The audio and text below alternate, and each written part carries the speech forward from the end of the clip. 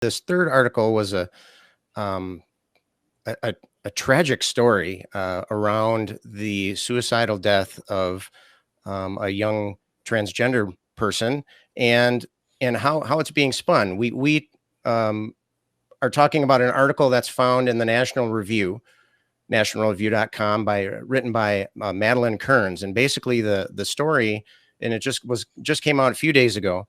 It was kind of a review of this panel discussion that was being held by the Heritage Foundation.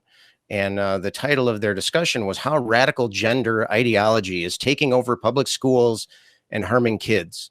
And they had as one of their speakers was a mother, Abigail Martinez, and she spoke about her transgender son, Andrew, who had killed himself back in 2019 at the age of 19. The first thing that I need to say is that the National Review, the way that they presented the story, they were consistently misgendering and dead naming Andrew, and it was very difficult to just read. It was very grating, and but the way that they presented it, and they had Miss Martinez, the mother, testify on the panel discussion, and she claimed that that Andrew was taken from her by Child and Family Services because, quote, because she was not because she was skeptical of the type of support that Andrew would be able to get as a transgender man, and she kind of presented it as that was, because she was not supportive of that transgender identity, then Andrew was taken away from her at the age of 16. Andrew went into foster care, and then 3 years later committed suicide. And so, and what struck me was during her testimony, she too was referring to Andrew as using female pronouns and using Andrew's dead name. And she would even go to say things like, I had a biased opinion going into this, but it really stood out that it seemed like kind of a methinks thou dost protest too much kind of situation. She would say time and time again, describe Andrew as a girly girl, as a princess, using the female pronouns. And she even said, when she played soccer, she would always run away from the ball. This was her talking about Andrew.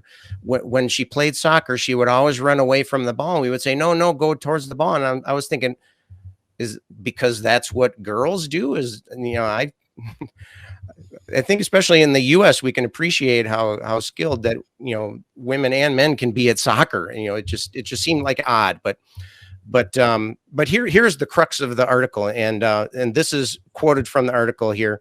The response of local LGBTQ ideologues who had already done so much to break up a loving family and alienate a deeply troubled adolescent from those most willing and best positioned to help, referring to their family, was to lament that they did not meddle even further. In other words, the Heritage Foundation and the National Review were saying that it was the fact that they took Andrew away from their family situation.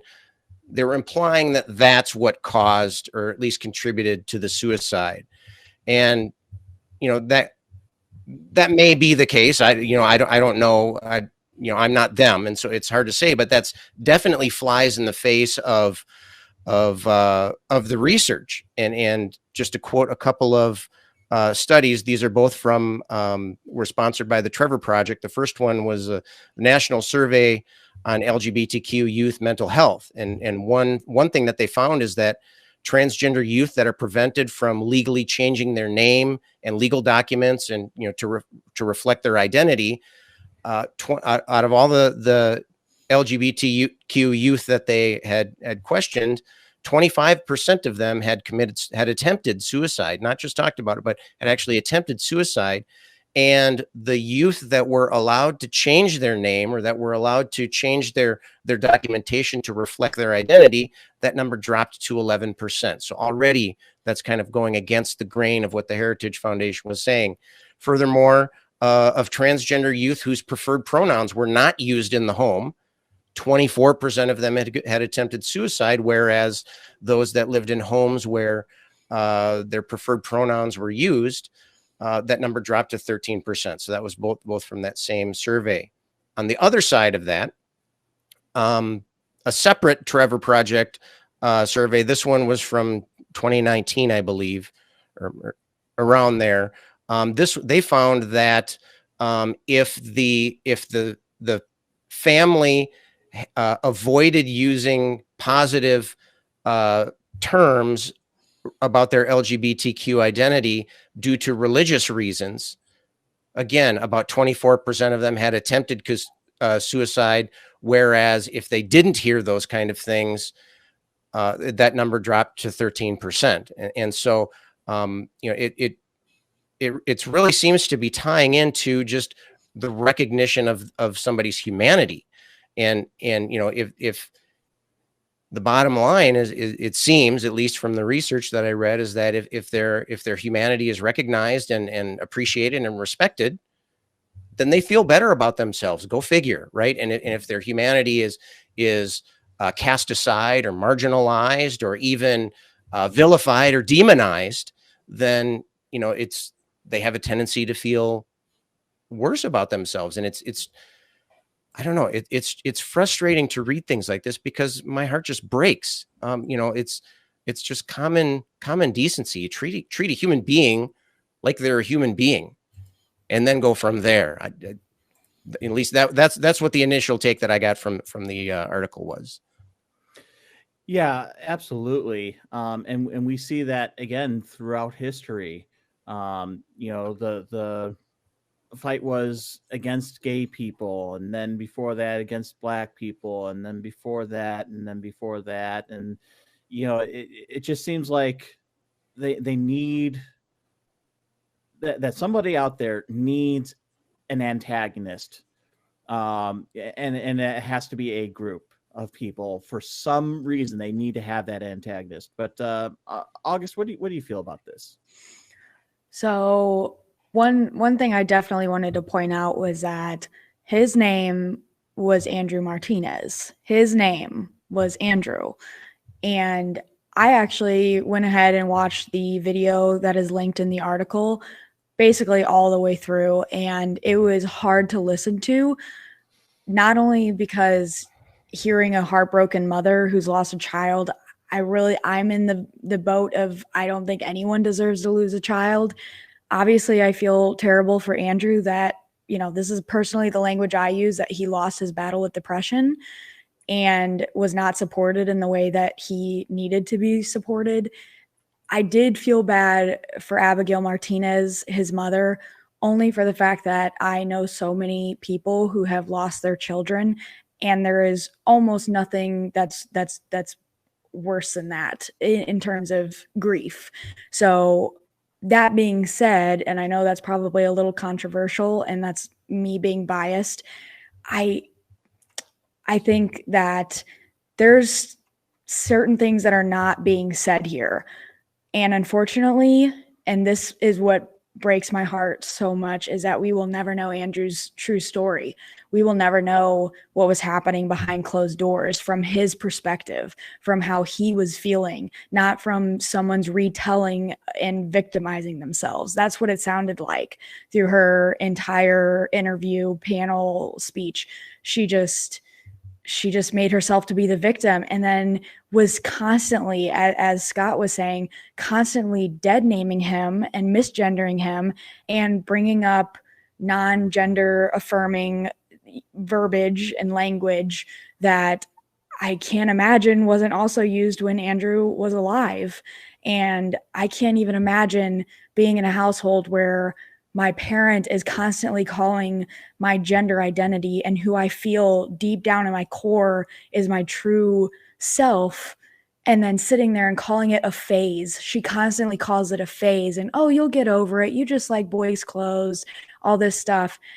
And never actually considering, hey, maybe this is how Andrew actually feels. Maybe I need to take a step back, put aside my preconceived ideas of what it means to be transgender and hear it from my child and put my love for my child above what I think is happening here. And I really like that Scott brought up those statistics, because that's so important in cases like this is what are the facts? What are we getting down to? Is taking this child out of the home, is that really what caused this? Because I personally would feel a lot more depressed that in the household I was not being considered the person I truly felt like I was. And it's all just speculation. Unfortunately, I know the rest of us tried to find some different articles to see if there's maybe another perspective on this. And that's why I also watched the video all the way. It's just, there's not really much else on this, but it's such an important topic. So I feel like even with the lack of maybe hard evidence that, you know, what actually happened, and not being able to hear Andrew's side of the story is just, there's nothing we can really do about that other than speculate. But I really am hesitant to think that Child and Family Services would remove a 16-year-old from the house unless there was reasonable suspicion to show that that child was in danger, actual danger. I don't think they would just remove it because there's a difference in, you know what I mean? I don't think they would. So that's the part that I keep sticking on, and the fact that she continues to misgender and dead name him. That's just, it shows that there's maybe a reasonable bridge between the fact that it was not as sunshine and happiness as she made it seem at home when he was there. So, you know, Jason, what do you think? No, and I did a lot of looking on this as well, trying to find different perspectives and trying to see if we could actually hear a little bit of Andrew's voice. And unfortunately, with all the looking that I did, and, you know, maybe I should have done some more, but when I'm clicking through these different links and I'm seeing, you know, experimental lab with liberalism, and I'm just like, wait, what experimental lab are we talking about? We're talking about a person's life. We're talking about a person's identity. We're talking about, you know, oh, they took him out of that home and brought into this experimental liberal mindset. And it's like, no, this is who he felt he was. And I, you know, echoing what August said, what caused him to be this way, and not, you know, to be trans, but to be depressed? What caused him to feel like, you know, he didn't have a way out? And we'll never know that. You know, we'll never, you know, it's like, oh, you know, the way that the mother was saying it, you know, it was so happy-go-lucky. No, obviously he wasn't. Obviously he wasn't. Now, whether he was hiding something from you because you didn't understand or what have you, unfortunately, we don't get to say. And unfortunately, there are so many more stories like Andrew than there are like Caitlyn Jenner, or, you know, or friend of the show, Arden Hart. You know, Arden comes out as trans, and I'm sure she had a lot of trepidation, and, you know, she's touched a little bit on it in her experience. But she came out of it on the other side, you know, happy and healthy.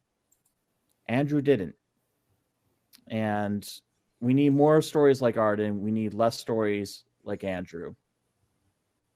It's truly a tragedy all around. Yeah. And you mentioned, you know, trying to find out what really happened. I was looking for something like that too. I couldn't find any record of why Andrew was removed from the home. And so that's one thing right off the top. You know, we have to admit, we don't know why that was happening. We can presume that there was some kind of risk, as August pointed out, that there must have been some kind of, you know, they do that kind of thing for important reasons, at least in theory. I did find, however, another article about, so this National Review article referred to a hearing that had taken place, and this took place in California, in LA County. and they did, and this happened shortly after Andrew's death. I believe they said it was actually in response to Andrew's death, but you know, that may have just been there may have been other things there as well. And Abigail Martinez testified during that hearing. There was a public comment period, and you know, and she and her and Andrew's aunt. I guess I was assuming that it would have been Abigail's sister, but that's not necessarily the case. It was Abigail and then Andrew's aunt were both testified, and they I found another article by Witness LA, and they were quoted in that article as only using, so this would have happened shortly after Andrew's death and years before this Heritage Foundation panel discussion.